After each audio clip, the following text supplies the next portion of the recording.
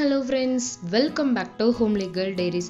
இன்னைக்கு இந்த வீடியோல மார்னிங் டு ஆஃப்டர்நூன் நான் டே எப்படி ப்ரொடக்டிவா வச்சுக்க போறேன் அப்படின்றது தான் பார்க்க போறோம்.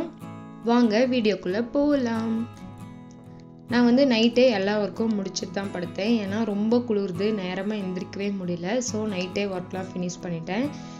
ரெஃப்ரெஷ் ஆகிட்டு லஞ்ச் ஒர்க் ரெடி பண்ணிட்டு இருந்தேன். அன்னைக்கு மாவு காலி ஆயிடுச்சு. ஸோ ரைஸ் தான் பிளான் பண்ணியிருந்தேன். அதுக்கப்புறம் ரீஃபில் பண்ணுறதெல்லாம் கொஞ்சம் இருந்தது, அதெல்லாம் ரீஃபில் பண்ணி முடிச்சுட்டு பிரேக்ஃபாஸ்ட்டு கேரட் ரைஸ் பிளான் பண்ணியிருந்தேன். ஸோ ஃபஸ்ட்டு கேரட்டை நல்லா துருவி வச்சுட்டு அதுக்கப்புறம் கொஞ்சமாக பூண்டு, ஒரு பெரிய வெங்காயம் நல்லா கட் பண்ணி வச்சுக்கோங்க.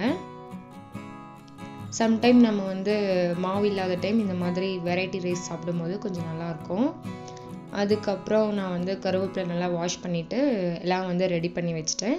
நமக்கு ரைஸும் ரெடி பண்ணிவிட்டு அதுக்கப்புறம் நம்ம தாளிக்க ஆரம்பித்தா போதும். 2 வரமிளகாய், வெங்காயம், கருவேப்பிலை, பூண்டு, இது மட்டும்தான். ஈஸியாக இருக்கும் ப்ரிப்ரேஷனும். எண்ணெய் நல்லா சூடானதுக்கப்புறம் அதில் ஜீரகம், கடுகு, உளுத்தம்பருப்பு, கடலைப்பருப்பு, வரமிளகாய், பெரிய வெங்காயம் போட்டு நல்லா வணங்கினதுக்கப்புறம் பூண்டு, கருவேப்பிலை இதெல்லாம் நல்லா வணங்கட்டும். ஃபஸ்ட்டு நல்லா வணக்கி விட்டுக்கோங்க.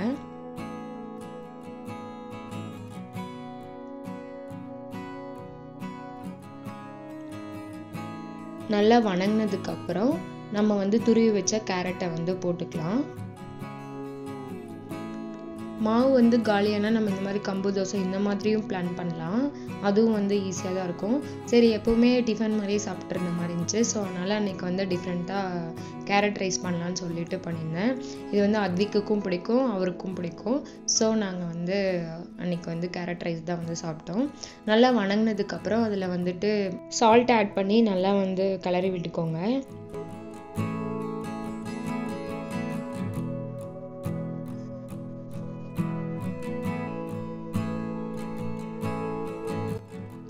அதுக்கப்புறம் இந்த ஸ்டேஜ்லேயே நம்ம கொத்தமல்லி தழை நல்லா குட்டி குட்டியாக கிள்ளி அந்த மாதிரி போடும்போது அந்த வாசனை சூப்பராக இருக்கும்.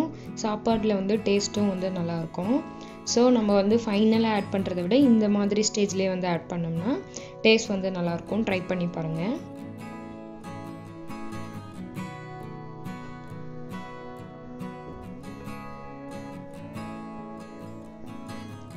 கொத்தமல்லி தழை போட்டதுக்கப்புறம் நல்லா வணக்கி விட்டுக்கோங்க. லைட்டாக மட்டும் தண்ணி தெளித்து மூடி வச்சிடலாம். அது நல்லா குக் ஆகிட்டு இருக்கட்டும். அதுக்குள்ளே நமக்கு ஆல்ரெடி விசில் இறங்கிருச்சு. அது ரொம்ப சுடு சுடு சாப்பாடு போட்டு கிளறினா ஒரு மாதிரி இருக்கும். ஸோ நம்ம ஆற வைக்கிறதுக்காக லைட்டாக இந்த மாதிரி கிளறி விட்டுக்கலாம். நம்ம அப்படி கிளறி விடலைன்னா அடியில் இருக்க சாப்பாடெலாம் குழஞ்ச மாதிரி ஆயிரும். ஸோ இந்த மாதிரி கிளறி வச்சிட்டோம்னா நமக்கு மேலேருந்து கீழே வரைக்கும் சாப்பாடு ஒரே மாதிரி இருக்கும். இதுவும் வந்துருச்சு. அதுக்கப்புறம் லைட்டாக மட்டும் சில்லி பவுடர் கொஞ்சமாக ஆட் பண்ணிக்கோங்க. ஆட் பண்ணிவிட்டு நல்லா மிக்ஸ் பண்ணி விட்டுடுங்க. நல்லா மிக்ஸ் பண்ணி விட்டுட்டு நம்ம சாப்பாடு போட்டு கிளறினோம்னா சூப்பரான கேரட் ரைஸ் ரெடி ஆயிரும். இந்த மாதிரி கேரட் ரைஸ் ரெடி பண்ணுங்கள். டேஸ்ட் சூப்பராக இருக்கும். இந்த கேரட் ரைஸ் லஞ்ச் பாக்ஸ்க்கு சூப்பராக இருக்கும். நாங்கள் காலேஜ் டைம்லாம் அதிகமாக இதை எடுத்துகிட்டு போவோம். அதே மாதிரி லஞ்ச்க்கு கொடுத்து விட போகிறீங்கன்னா கொஞ்சம் எண்ணெய் மட்டும் சேர்த்து ஊற்றி கிளறி கொடுத்துருங்க. அப்போ தான் லஞ்ச் வரையும் காஞ்சி போகாமல் வரன்னு ஆகாமல் அப்படியே சூப்பராக இருக்கும். அவ்வளோதான், நம்ம சூப்பரான கேரட் ரைஸ் ரெடி பண்ணியாச்சு. அதுக்கப்புறம் நான் இதுக்கு சைடிஷ்ஷாக கரண்டி ஆம்லேட் தான் போட்டிருந்தேன். சிம்பிளாக உப்பு மட்டும் போட்டு கலக்கிட்டு கரண்டியில் எண்ணெய் ஊற்றிட்டு போடுறது தான். சிம்பிளாக தான் இன்றைக்கி கரண்டி ஆம்லேட் போட்டிருந்தேன். இதிலே ஆனியன், பச்சை மிளகாய், கொத்தமல்லி தழை இந்த மாதிரியும் போடலாம். இன்றைக்கி நான் ப்ளைனாக தான் பண்ணியிருந்தேன். இதுக்கு ரெண்டுக்குமே காம்பினேஷன் சூப்பராக இருக்கும். ட்ரை பண்ணி பாருங்கள்.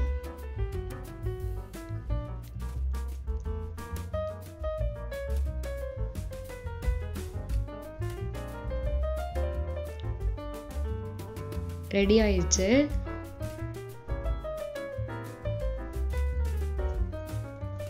இப்போல்லாம் அத்விக் நானே சாப்பிட்றேன்னு சொல்கிறான். அத்விக் சாப்பிட்றத பார்க்கும்போது ரொம்ப அழகாக இருக்குது. ஒரு நாள் ஸ்பூனில் சாப்பிட்றான், ஒரு நாள் கையில் சாப்பிட்றான். கையில் சாப்பிடும்போது இன்னும் க்யூட்டாக அழகாக சாப்பிட்றான். அதுக்கப்புறம் நான் ஹஸ்பண்ட் எல்லாம் வந்து சாப்பிட்டோம். என் ஹஸ்பண்டும் சாப்பிட்டு கிளம்பிட்டாங்க. அத்விக் வந்து எங்கள் அப்பாவுக்கு வந்து பாய் சொல்லி முத்தெல்லாம் கொடுத்து அனுப்பிச்சாச்சு.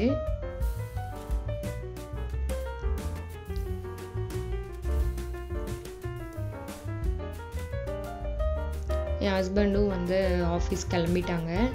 அதுக்கப்புறம் நான் கொஞ்சம் வந்து வெளியே க்ளீன் பண்ணுறதெல்லாம் இருந்தது. அதெல்லாம் க்ளீன் பண்ணி முடிச்சுட்டு அத்விக்கு வந்து பால் வந்து ஆற்றி கொடுத்துருந்தேன். ஒரு 11 o'clock பக்கமாக தான். அன்றைக்கி வந்து நட்ஸ் பவுடர் வந்து காலியாச்சு. அதனால் வெறும் நாட்டு சக்கரை மட்டும்தான் போட்டு ஆற்றி கொடுத்துருந்தேன். அதுக்கப்புறம் அத்விக் கூடயே உட்காந்துட்டு அப்படியே வெங்காயம் பூண்டுலாம் உளிச்சிட்டு லஞ்சுக்கு அப்படியே அவங்க கூட கொஞ்சம் நேரம் டைம் ஸ்பெண்ட் பண்ணிகிட்டு இருந்தேன். கொஞ்சம் நேரம் அவங்க கூட இருந்து ரிலாக்ஸ் பண்ணிவிட்டு அதுக்கப்புறம் வந்து லஞ்ச் வந்து ரெடி பண்ணியிருந்தேன். அன்றைக்கி வந்து லஞ்சுக்கு வந்து கீரை குழம்பும் கீரை பொரியலும் தான் வந்து ரெடி பண்ணலான்னு பிளான் பண்ணியிருந்தேன். அதுக்கு வந்துட்டு ஃபஸ்ட்டு மண்பானையில் செய்யலான்னு சொல்லிட்டு அதில் வந்து தண்ணி மட்டும் ஊற்றி கொதிக்கட்டும் அப்படின்னு சொல்லிட்டு மூடி போட்டு வச்சுட்டேன். அதுக்குள்ளே வந்து மார்னிங் வந்து சமைச்சது இதை சாப்பிட்டது இதெல்லாம் இருந்தது. அதெல்லாம் ஃபஸ்ட்டு வாஷ் பண்ணிட்டேன். வாஷ் பண்ணுறதுக்குள்ளே தண்ணியும் கொதிச்சிருச்சு. அதுக்கப்புறம் 1/2 டம்ளர் வந்து துவரம்பருப்பு நல்லா வாஷ் பண்ணி எடுத்துக்கோங்க. எடுத்துட்டு நல்லா தண்ணி கொதிச்சதுக்கப்புறம் பருப்பை வந்து அதில் ஆட் பண்ணிக்கோங்க. ஆட் பண்ணிவிட்டு அது வந்து நல்லா பருப்பு வந்து வேகட்டும். நைட்டே வந்து கீரை வந்து நல்லா க்ளீன் பண்ணி வச்சுருந்தேன். வாஷ் மட்டும் பண்ணல, நல்லா க்ளீன் பண்ணி எல்லாம் கட் பண்ணி வச்சுருந்தேன். அது வந்து பாதி வந்து குழம்புக்கும் பாதி வந்து பொரியலுக்கும் வந்து எடுத்து பிரித்து வச்சுட்டேன். ஃபஸ்ட்டு வந்து குழம்புக்கு வந்து நல்லா வாஷ் பண்ணிடலாம். ஒரு வந்து கீரைலாம் வந்து நல்லா அலாசி எடுக்கணும். அதில் வந்து மண் வந்து இருக்கும். நான் ஒரு 3 to 4 times நல்லா வாஷ் பண்ணி எடுத்தாச்சு. நல்லா ஃப்ரெஷ்ஷாக இருந்தது.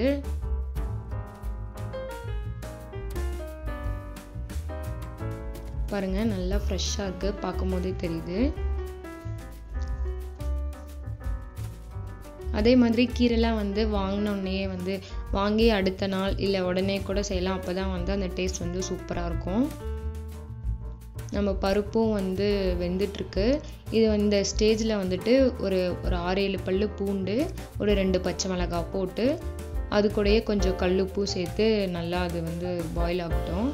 ஃபுல்லாக வேக தேவையில்ல, ஒரு 80% வந்து குக் ஆனால் போதும் பருப்பு. அப்படி இருக்கும் போது நம்ம வந்து கீரை வந்து ஆட் பண்ணிடலாம். இந்த மாதிரி வந்து மண்பானையில் பருப்பு கீரை குழம்புலாம் வச்சு சாப்பிடும்போது டேஸ்ட் வந்து உண்மையாலுமே சூப்பராக இருக்குது. அன்றைக்கி வந்து கீரை குழம்பு எப்பயும் விட வந்து கொஞ்சம் டேஸ்ட் வந்து அதிகமாகவே வந்திருந்தது. அதுக்கு வந்து காரணம் வந்து இந்த மண்பானைன்னு தான் சொல்லுவேன். நீங்களும் வந்து எப்பவுமே வந்துட்டு ஒரே மாதிரி இது பண்ணாமல் இந்த மாதிரி மண்பானையில் செஞ்சு பாருங்கள், வந்து டேஸ்ட் வந்து நல்லாயிருக்கும். அந்த கீரை வேகும் போது கீரைக்கான கொஞ்சம் உப்பும் போட்டு கொஞ்சம் அது நல்லா வேகட்டும்.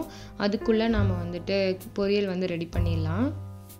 அதுக்குள்ளே நான் வந்து பொரியலுக்கு தேவையான கீரையை நல்லா வாஷ் பண்ணிவிட்டு கட் பண்ணி வச்சுட்டேன். அதே மாதிரி அதுக்கு பெரிய வெங்காயம் வரமிளகாய் எல்லாம் வந்து கிள்ளி வச்சாச்சு.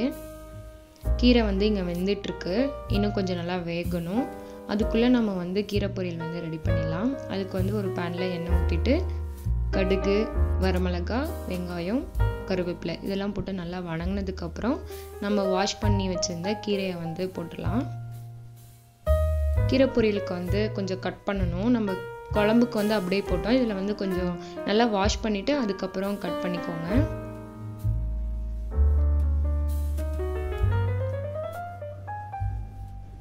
கொஞ்சம் சின்ன சின்னதாக, ரொம்ப பொடி பொடியாக இல்லாமல் ஓரளவுக்கு மீடியம் சைஸில் வந்து கட் பண்ணிக்கோங்க.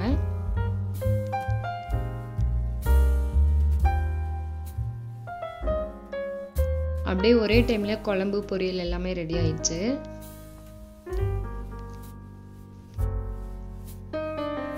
அத்விக் வந்து அப்பப்போ வந்து ஏதாவது பேசிகிட்டே ஏதாவது கேட்டுகிட்டே தான் இருப்பான். அவனையும் சைட் பைல பார்த்துட்டே தான் வந்து நான் வந்து குக் பண்ணுவேன்.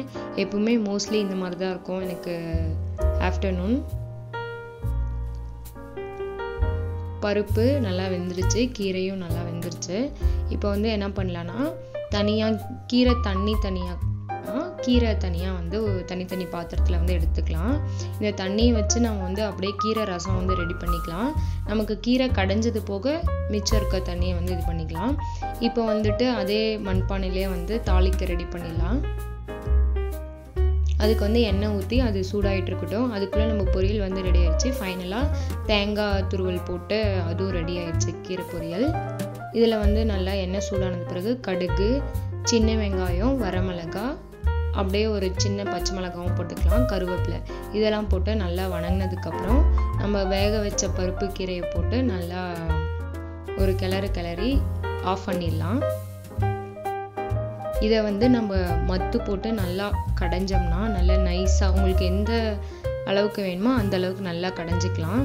பாருங்கள், நான் வந்து மத்து போட்டு இந்த அளவுக்கு கடைஞ்சிட்டேன். உங்களுக்கு தண்ணியாக கொஞ்சம் குழம்பா வேணுமா அந்த தண்ணி நம்ம கீரை தண்ணி எடுத்து வச்சோம்ல அதில் வந்து ஆட் பண்ணிக்கலாம். நான் வந்து இந்த பதத்தில் வந்து கீரை குழம்பு வந்து ரெடி பண்ணியிருக்கேன். சாப்பாடும் வந்து வச்சுட்டு அப்படியே வந்து முட்டை வந்து வேக போட்டிருந்தேன். அப்படியே சைட் பையில் கொஞ்சம் பாத்திரம் இருந்துச்சு, அதையும் வாஷ் பண்ணிட்டேன். இந்த கீரை வந்து எப்படின்னா இந்த தண்ணி எடுத்து வச்சதுனால அதில் வந்து எண்ணெய், கடுகு, ஒரு 2 சின்ன வெங்காயம், கருவேப்பிலை, வரமிளகாய் மட்டும் போட்டு தாளித்து அதில் கொட்டிக்கலாம். ஒருவேளை தண்ணி ரொம்ப தண்ணி மாதிரி இருந்துச்சுன்னா அதில் வந்து கொஞ்சமாக நம்ம கீரை குழம்பு எடுத்து ஆட் பண்ணிட்டோம்னா கொஞ்சம் வந்து கெட்டியாயிரும். அவ்வளோதான், நம்ம லஞ்ச் ஒர்க் எல்லாமே முடிஞ்சிருச்சு. வந்து இட்லிக்கு வந்து அரிசி வந்து ஊற வச்சுட்டேன். அப்படியே பாருங்கள், லஞ்ச் ஒர்க் முடிச்சு கிச்சன் கவுண்டர் டாப் எல்லாம் வந்து நான் க்ளீன் பண்ணி முடிச்சாச்சு. அதுக்கப்புறம் கொஞ்ச நேரம் டிவி பார்த்துட்டு அத்விக்கு வந்து சாப்பாடு கொடுத்துட்டு அதுக்கப்புறம் என் ஹஸ்பண்ட் வந்துட்டாங்க. வந்ததுக்கப்புறம் நானும் என் ஹஸ்பண்டும் வந்து சாப்பிட்டோம். எனக்கு வந்து எக்கு பிடிக்காது, ஸோ ஹஸ்பண்டுக்கு மட்டும்தான் வச்சுருந்தேன். நான் வந்து ஆம்லேட் தான் சாப்பிடுவேன், பாயில் பண்ண எக் வந்து சாப்பிட மாட்டேன். அன்றைக்கி வந்து குழம்பு பொரியல்லாம் வந்து ரசம் இதெல்லாம் வந்து இருந்தனால நான் வந்து அன்றைக்கி போட்டுக்கல. அவ்வளோதான். இந்த வீடியோ உங்களுக்கு பிடிச்சிருந்தா லைக் பண்ணுங்கள், ஷேர் பண்ணுங்கள், சப்ஸ்கிரைப் பண்ணுங்கள். அப்படியே பக்கத்தில் இருக்க பெல் ஐக்கானை டச் பண்ணுங்கள். அப்போ தான் நான் போடுற எல்லா வீடியோவும் உங்களுக்கு நோட்டிஃபிகேஷனாக வரும். தேங்க்ஸ் ஃபார் வாட்சிங். பாய்.